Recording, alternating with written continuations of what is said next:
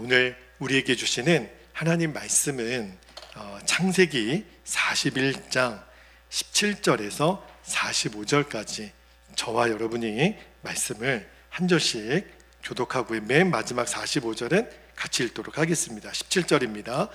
바로가 요셉에게 이르되 내가 꿈에 나일 강가에 서서 보니 살찌고 아름다운 7 암소가 나일 강가에 올라와 갈밭에서 뜯어먹고 19절 그 뒤에 또 약하고 심히 흉하고 파리한 7 암소가 올라오니 그같이 흉한 것들은 애굽 땅에서 내가 아직 보지 못한 것이라. 그 파리하고 흉한 소가 처음에 7 살찐 소를 먹었으나 먹은 듯 하지 아니하고 여전히 흉하더라. 내가 곧 깨었다가 다시 꿈에 보니 한 줄기에 무성하고 충실한 7 이삭이 나오고 그 후에 또 가늘고 동풍에 마른 7 이삭이 나더니 그 가는 이삭이 좋은 7 이삭을 삼키더라. 내가 그 꿈을 점술가에게 말하였으나 그것을 내게 풀이해 주는 자가 없느니라. 25절 요셉이 바로에게 아뢰되 바로의 꿈은 하나라. 하나님이 그가 하실 일을 바로에게 보이심이니이다. 7 좋은 암소는 7 패요 7 좋은 이삭도 7 패니 그 꿈은 하나라. 그 후에 올라온 파리하고 흉한 7 소는 7년이요 동풍에 말라 속이 빈 7 이삭도 7 패 흉년이니 내가 바로에게 이르기를 하나님이 그가 하실 일을 바로에게 보이신다함이 이것이라. 29절 온 애굽 땅에 7 패 큰 풍년이 있겠고 후에 7 패 흉년이 들므로 애굽 땅에 있던 풍년을 다 잊어버리게 되고 이 땅이 그 기근으로 망하리니 후에 든 그 흉년이 너무 심함으로 이전 풍년을 이 땅에서 기억하지 못하게 되리이다. 바로께서 꿈을 2번 겹쳐 꾸신 것은 하나님이 이 일을 정하셨습니다. 하나님이 속히 행하시리니 이제 바로께서는 명철하고 지혜 있는 사람을 택하여 애굽 땅을 다스리게 하시고 바로께서는 또 이같이 행하사 나라 안에 감독관들을 두어 그 7 배 풍년에 애굽 땅의 5분의 1을 거두되 35절 그들로 장차올 풍년의 모든 곡물을 거두고 그 곡물을 바로의 손에 돌려 양식을 위하여 각 성읍에 쌓아두게 하소서. 이와 같이 그 곡물을 이 땅에 저장하여 애굽 땅에 임할 7 배 흉년에 대비하시면 땅이 이 흉년으로 말미암아 망하지 아니하리이다. 바로와 그의 모든 신하가 이 일을 좋게 여긴지라. 바로가 그의 신하들에게 이르되 이와 같이 하나님의 영에 감동된 사람을 우리가 어찌 찾을 수 있으려 하고 요셉에게 이르되 하나님이 이 모든 것을 너에게 보이셨으니 너와 같이 명철하고 지혜 있는 자가 없도다. 너는 내 집을 다스리라. 내 백성이 다 너의 명령에 복종하리니 내가 너보다 높은 것은 내 왕좌뿐이니라. 바로가 또 요셉에게 이르되 내가 너를 애굽 온 땅의 총리가 되게 하노라 하고 자기의 인장 반지를 빼어 요셉의 손에 끼우고 그에게 세마포 옷을 입히고 금사슬을 목에 걸고 43절 자기에게 있는 버금수레에 그를 태우매 무리가 그의 앞에서 소리 지르기를 엎드리라 하더라. 바로가 그에게 애굽 전국을 총리로 다스리게 하였더라. 바로가 요셉에게 이르되 나는 바로라. 애굽 온 땅에서 너의 허락이 없이는 수족을 놀릴 자가 없으리라 하고 45절 함께요. 그가 요셉의 이름을 사브낫 바네라라고 또 온의 제사장 보디베라의 딸 아스낫을 그에게 주어 아내로 삼게 하니라. 요셉이 나가 애굽 온 땅을 순찰하니라. 아멘. 하나님 말씀입니다. 모두 자리에 앉겠습니다. 오늘은 설교 제목이 풍년의 때, 흉년의 때를 준비하라는 제목의 말씀으로 주신 은혜를 나누고 우리가 기도하겠는데요. 오늘 우리가 꽤 긴 본문의 말씀을 읽었어요. 창세기 41장의 중간 부분인데 내용은 이런 내용입니다. 바로 애굽의 왕 바로가 꿈을 꿨죠. 그 꿈 이야기를 요셉에게 했더니 요셉이 그 꿈 이야기를 듣고 그 꿈의 해석을 해주는 내용이 오늘 본문의 내용이에요. 근데 요셉이 바로의 꿈을 해석해 준 내용의 핵심이 뭐죠? 이제부터 7년 동안 풍년이 있고 또 그 뒤로 7년 동안 뭐가 있다고요? 흉년이 올 거라는 거예요. 그래서 풍년의 때에 흉년을 대비하라, 이 말을 지금 전하고 있는 거죠. 자, 여러분, 요셉이 2년 전에 그 감옥에서 술 맡은 관원장의 꿈을 해석해 준 적이 있잖아요. 그 후로 2년이라는 시간이 지나서 이제는 바로 왕이 꿈을 꿉니다. 근데 여러분, 그 술 맡은 관원장도 떡 맡은 관원장도 오늘 이 바로가 꿈꾼 것도요, 그냥 이들이 꿈꾼 게 아니에요. 하나님이 이들로 그 꿈을 꾸게 하신 겁니다. 왜요? 그래야 그 꿈을 해석하고 요셉이 애굽의 총리가 될 수 있으니까. 그게 목적이 아니었어요. 요셉이 애굽의 총리가 됨으로 말미암아 야곱과 그의 모든 형제들을 이제 애굽 땅으로 이주하게 하고, 또 그 애굽 땅에서 하나님의 구원의 약속, 구원의 사명을 감당하는 이스라엘의 민족을 하나님은 이 요셉으로부터 시작하여 만들기를 원하셨던 거예요. 자, 오늘 28절 말씀을 한번 볼게요. 자, 28절에 보면 내가 바로에게 이르기를 하나님이 그가 하실 일을 바로에게 보이신 다음이 이것이니라. 잘 보세요. 하나님이 지금 하나님의 일을 하시는데 그 도구로 바로의 꿈을 쓰시겠다는 거예요. 그 내용은 앞으로 큰 풍년이 오고 또 그 뒤에 큰 흉년이 올 거라는 거예요. 자, 29절 보세요. 29절에 후반부에 보니까 온 애굽 땅에 7해 큰 풍년이 있겠고, 자, 풍년이 있을 거라고 요셉을 통하여 이야기를 하죠. 그런데 이 풍년에 대한 언급은 굉장히 짧게 지나갑니다. 그 뒤에 흉년에 대한 언급은요, 내용이 길어요. 자, 30절하고 31절 말씀만 한번 읽어드릴게요. 30절에 보니까 후에 7해 흉년이 들므로 애굽 땅에 있던 풍년을 다 잊어버리게 되고, 얼마나 그 흉년이 심한 거라고 하는 것을 강조하는 거죠. 이 땅이 그 기근으로 망하리니 31절에 후에 든 그 흉년이 너무 심함으로 이전 풍년을 이 땅에서 기억하지 못하게 되리이다. 그러니까 하나님이 바로에게 꿈을 꾸게 하신 핵심은요, 풍년이 아니라 흉년의 강조점을 두고 있는 거예요. 자, 이 대목에서 하나님이 오늘 저와 여러분에게 주시고자 하는 두 가지 중요한 메시지가 있습니다. 첫 번째는요, 모든 풍년에는 하나님의 뜻이 있음을 알아야 한다는 거예요. 여러분, 애굽 온 땅에 큰 풍년이 옵니다. 한두의 풍년도 얼마나 복이에요. 그런데 7년 동안 풍년이 온다면 이거는 말할 수 없는 축복 아닙니까? 그렇죠? 7년 연속 풍년이니까. 그런데 여러분, 하나님이 7해 동안 풍년을 주시는 데에는 뜻이 있다라는 거예요. 그 뜻이 뭐냐면 풍년은요, 하나님이 주신 사명입니다.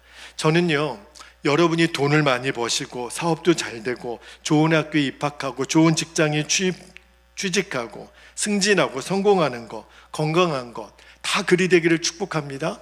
이게 다 우리 인생의 풍년이죠. 그런데 그 풍년을 주시는 분은 하나님이세요.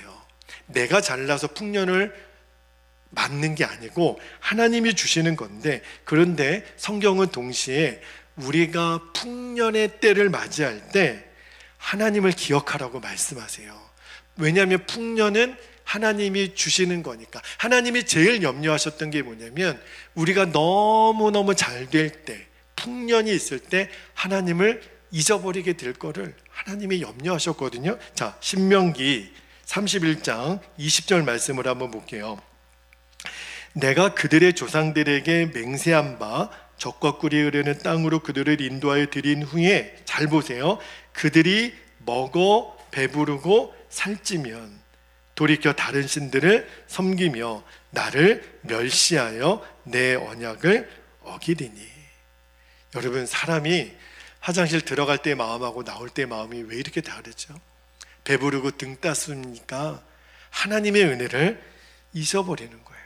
여러분, 그렇다면 풍년 때문에 타락하고 심지어는 풍년 때문에 하나님을 떠나지 않기 위해서는 어떻게 해야 되는 거죠? 풍년의 때에 하나님이 나에게 주신 사명을 감당하라는 거예요. 그게 하나님의 뜻이에요. 여러분, 풍년을 주시는 데는 하나님의 뜻이 있어요. 내가 너에게 주는 사명을 감당하라는 거예요. 여러분, 하나님이 저와 여러분에게 일용할 양식보다 더 많은 것을 주시면 그것은 하나님의 사명의 몫입니다. 내가 더 나를 위해 쓰는 게 아니라 나의 일용할 양식보다 더 주시는 것은 하나님이 그것을 통해서 또 다른 일을 하게 하시는 사명이 있다는 거예요. 나 혼자 잘 먹고 잘 살려고 주시는 게 아니에요. 가정도, 교회도, 나라도 마찬가지입니다. 여러분, 전 세계에 사람들이 버리는 음식물 쓰레기 있죠. 저 아프리카 같은 가난한 나라에서는 음식물 쓰레기라는 것이 존재하지 않아요. 그 음식물 쓰레기도 먹을 게 없어요. 전 세계에 버려지는 음식물 쓰레기가 지금 먹을 것이 없어서 굶주리는 사람들에게 그대로 전달될 수 있다면 전 세계에 굶어 죽는 사람이 없답니다. 뭘 말하는지 아시겠죠? 가진 자들이 더 가지고 누리는 자들이 더 누리고자 하는 욕심 때문에 없는 자들은 더 굶어 죽고 지금 피폐해져 간다는 거예요. 하나님은 이 지구상에 모든 사람들이 같이 잘 먹고 잘 살 수 있는 모든 것을 준비해 놓으셨는데 누군가는 더 많이 갖는 것으로 인하여 누군가는 지금 굶주리고 어려움을 겪고 있다는 것을 알아야 돼요. 내가 필요 이상으로 하나님이 나에게 주신 것은 내가 다른 사람을 위하여 쓰임받는 사명의 도구인 겁니다. 여러분, 2016년에 대만의 국민 배우라고 하는 이천주라고 하는 사람이 있더라고요.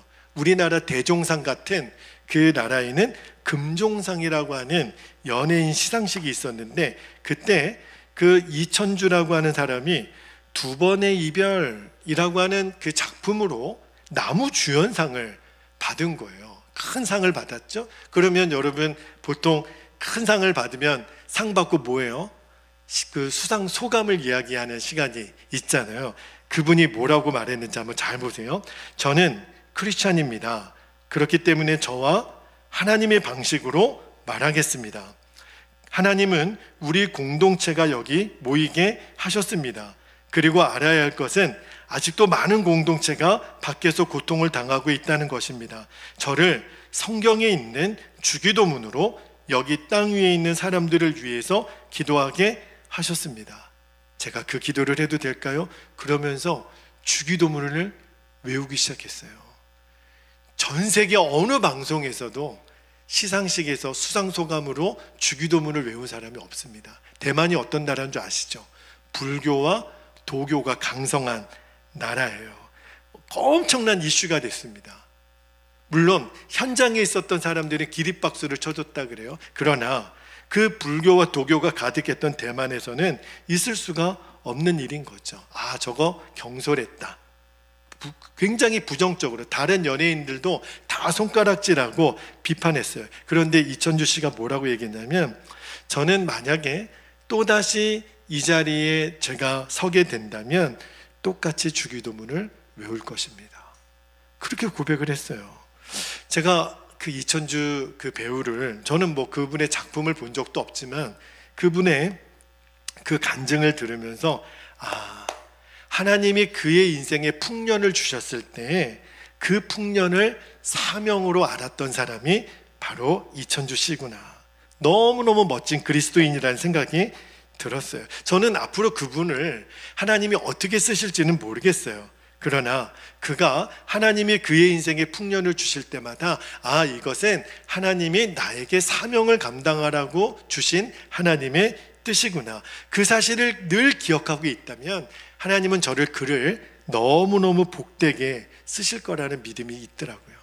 여러분, 그는요 하나님이 주신 풍년의 때에 타락하지 않을 거예요. 여러분 기억하셔야 돼요. 하나님이 저와 여러분에게 풍년을 주실 때 그것은 사명이라는 거예요. 또 하나, 오늘 설교 제목이기도 한데요, 하나님이 우리에게 풍년을 주실 때 흉년을 준비하라고 주신 것을 기억하셔야 됩니다. 자, 보세요. 애굽 온 땅에 하나님이 7해 동안 풍년을 주셨죠. 왜 주신 거예요? 그 뒤로 너무너무 무서운 7년의 흉년의 때가 오기 때문에 그것을 대비하라는 거예요. 만약에 이 7년 동안에 요셉을 통하여 그 흉년의 때를 준비하지 않고 곡식을 저장하지 않고 흥청망청 써버렸다면, 그러면 흉년의 때에 애굽은 완전히 망했을 거예요. 잘 기억하셔야 돼요. 하나님이 저와 여러분에게 가정도 교회도 나라도 풍년의 때를 주시는 것은 언제 닥칠지는 모르겠지만 흉년의 때가 올 것을 준비하라는 거예요. 근데 여러분 오해하지 말 것은 그러면 내가 저축을 많이 하라는 건가? 아니에요. 그런 의미가 아니에요. 오늘 말씀은 내가 저축을 많이 해서 보험을 들어서 내가 노후를 준비하고 이런 개념이 아닙니다. 자, 전도서 12장 1절을 한번 볼게요. 전도서 12장 1절에 솔로몬이 그의 인생의 마지막 때에 쓰셨다라고 하는 전도서죠. 1절에 보면 너는 청년의 때에 너의 창조주를 기억하라. 곧 곤고한 날에 이르기 전에 나는 아무 낙이 없다고 할 해들이 가깝기 전에. 잘 보세요. 여러분, 솔로몬이 그의 인생의 마지막에 뭐라고 권면하냐면 청년의 때의 창조주를 기억하라. 청년의 때가 언제죠? 우리가 젊고 왕성하고 풍년의 때가 청년의 때예요. 그런데 그 인생의 풍년의 때에 창조주를 기억하라. 이 말은 하나님을 경외하라는 거예요. 그러면 우리가 풍년의 때에 하나님을 기억하고 하나님을 경외하는 인생을 사는 사람은 흉년이 올 때 망하지 않는다는 거예요. 흉년이 와도 무너지지 않는다는 거예요. 왜요?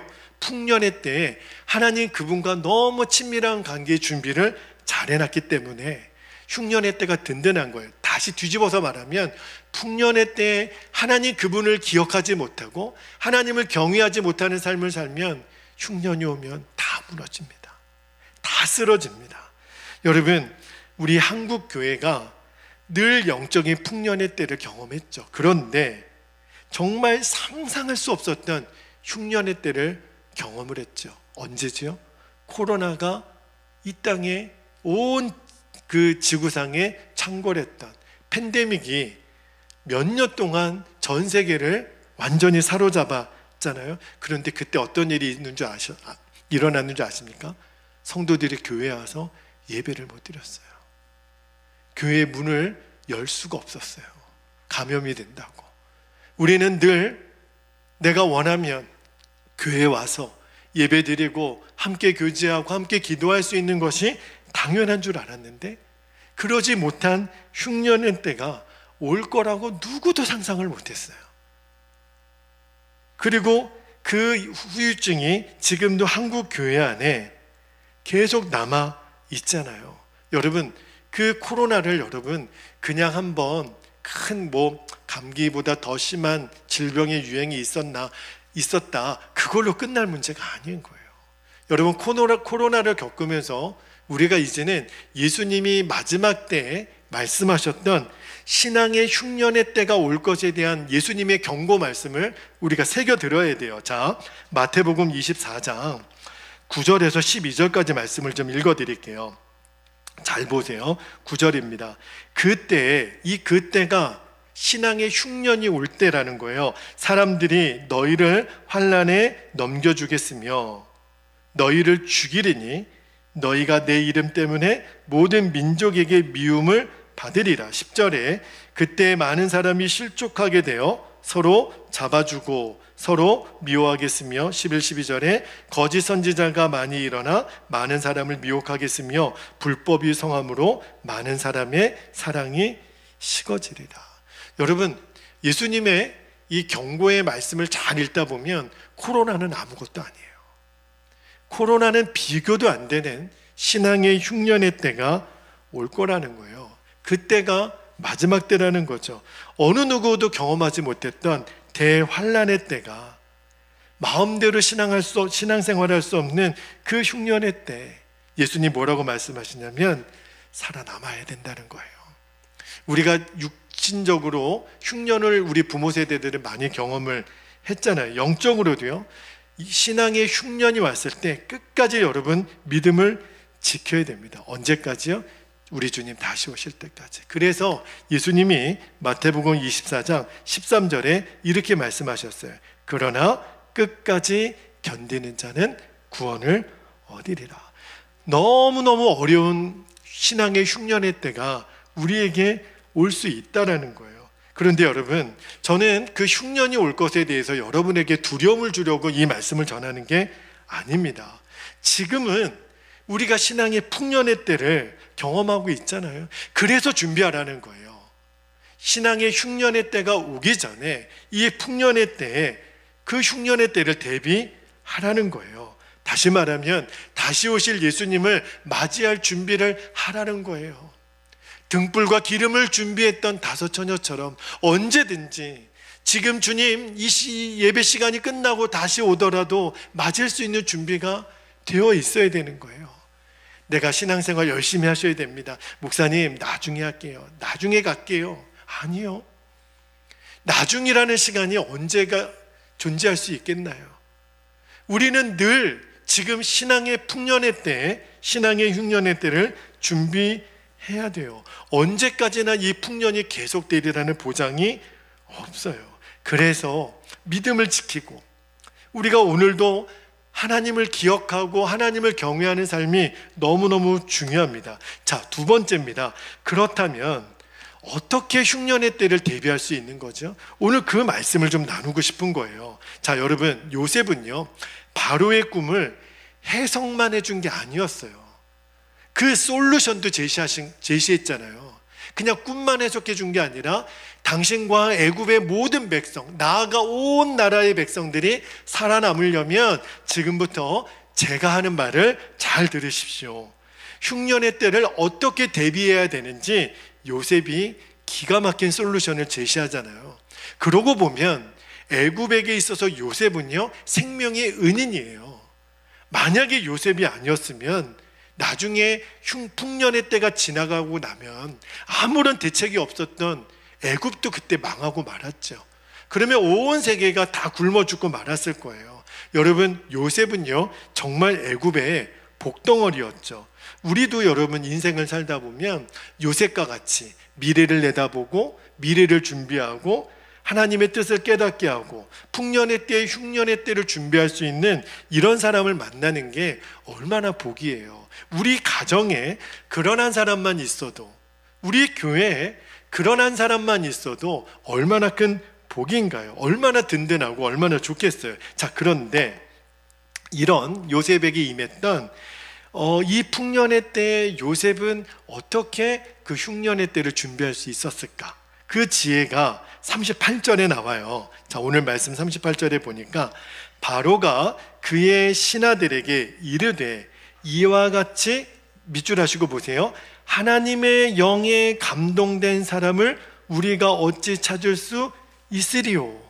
여기 말씀에 보면 요셉은요 하나님의 영에 감동된 사람이기 때문에 하나님이 지혜를 그에게 주셨다는 거예요. 여러분, 하나님의 영에 감동되었다라는 것은 하나님의 영이 지금 요셉 안에 있었다는 거잖아요. 그런데 이 대목에서요 우리가 꼭 알아야 될 진리가 하나 있어요. 여러분, 요셉으로 하여금 흉년의 때를 대비할 수 있는 지혜를 주신 성령님이 지금 저와 여러분 안에도 계시다는 거예요.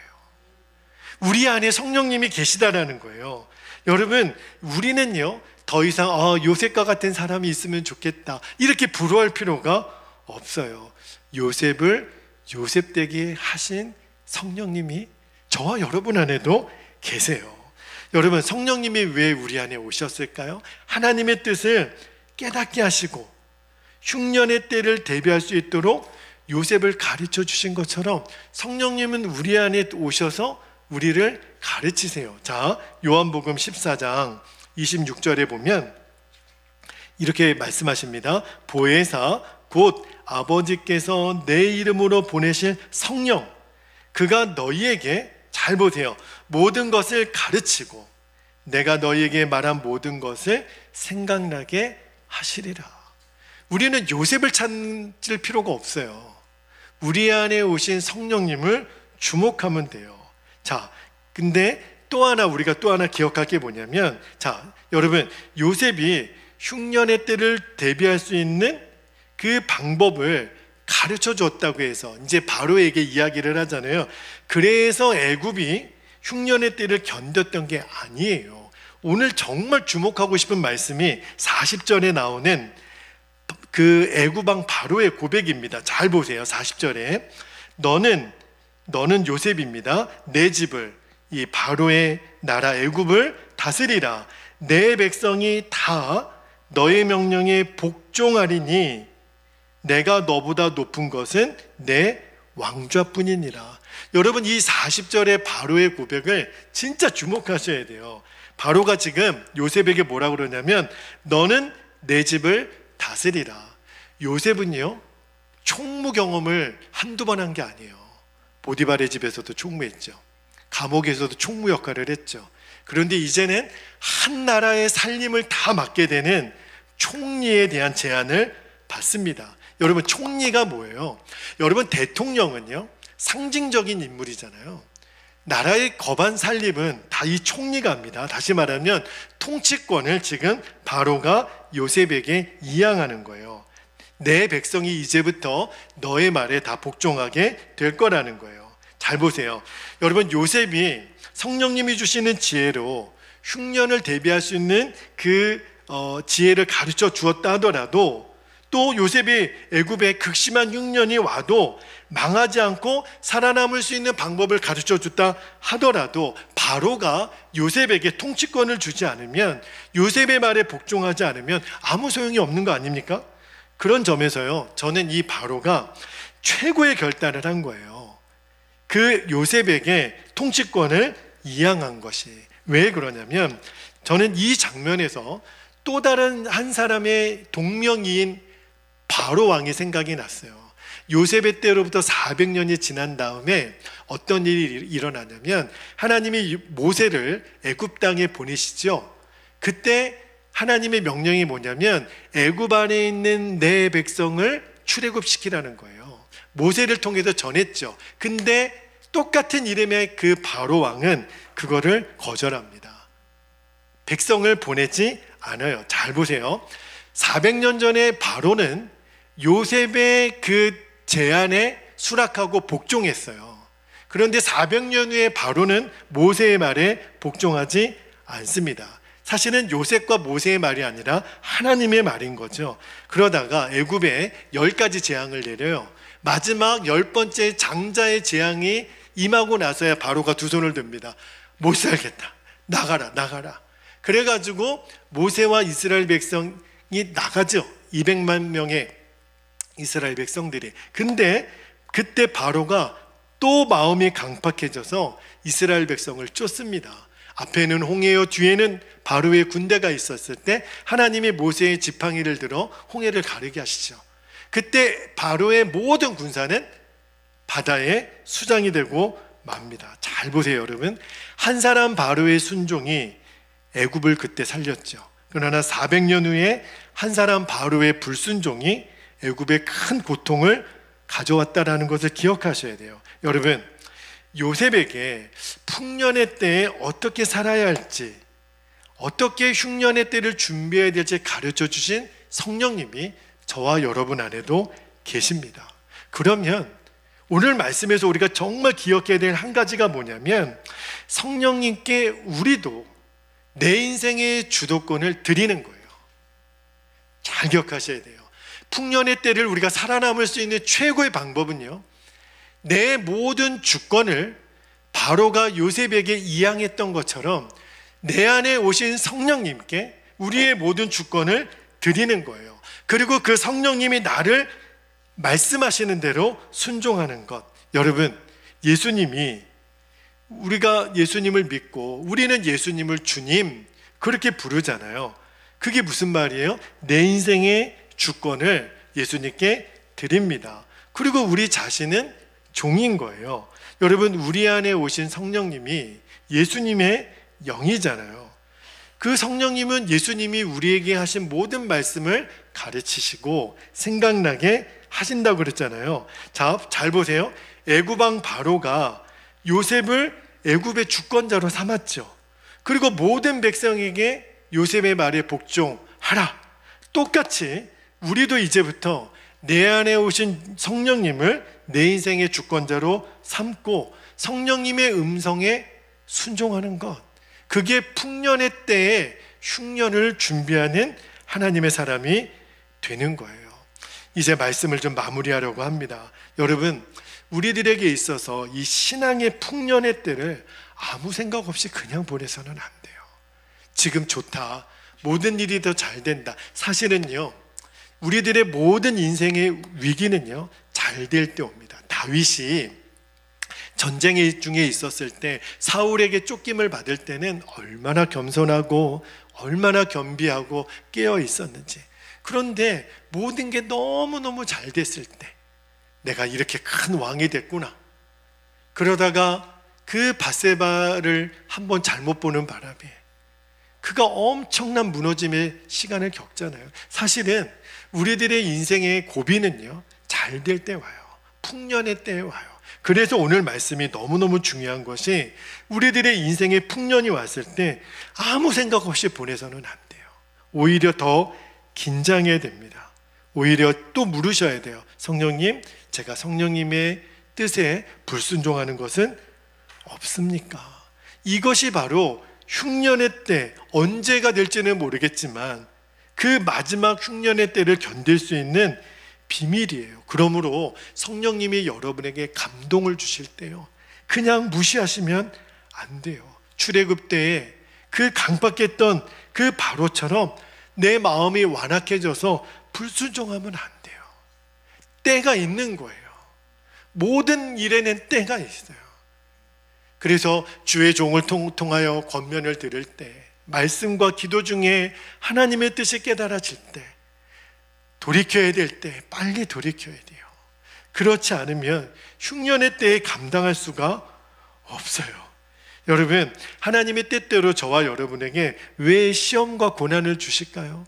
마지막 진짜 무서운 환난의 신앙의 흉년의 때를 견딜 수 있는 힘을 키워주시는 거예요. 여러분, 우리는 어떤 일이 우리에게 올지, 코로나와 같은 그런 일들이 또 일어나게 될지 아무도 몰라요. 그러나 그것을 두려워할 필요는 없어요. 지금 내가 오늘 이 시간, 이 풍년의 때에 하나님을 기억하고 하나님을 경외할 줄 알며 성령님께 내 주권을 드리며 성령님의 음성에 순종할 수 있는 결단만 우리 안에 분명하면, 그러면 우리는 흉년의 때가 와도 무너지지 않아요. 그 준비를 해주시려고 요셉에게 그 감동을 주신 성령님이 저와 여러분에게 오신 거예요. 여러분, 우리 안에 많은 사람들이 열등감을 갖고 있어요. 목사님, 나는 가방끈도 짧아요. 능력도 없어요. 스펙도 없어요. 지혜도 없어요. 가진 것도 없어요. 나를 도와주는 사람 없어요. 그게 뭐가 중요해요, 여러분? 여러분, 나를 도와주는 사람이 있고 없고가 뭐가 중요해요? 그것과 비교할 수 없는 성령님이 내 안에 오셨잖아요. 그거보다 내 안에 더 든든한 백이 어디 있는 거죠? 성령님이 내 안에 오셨잖아요.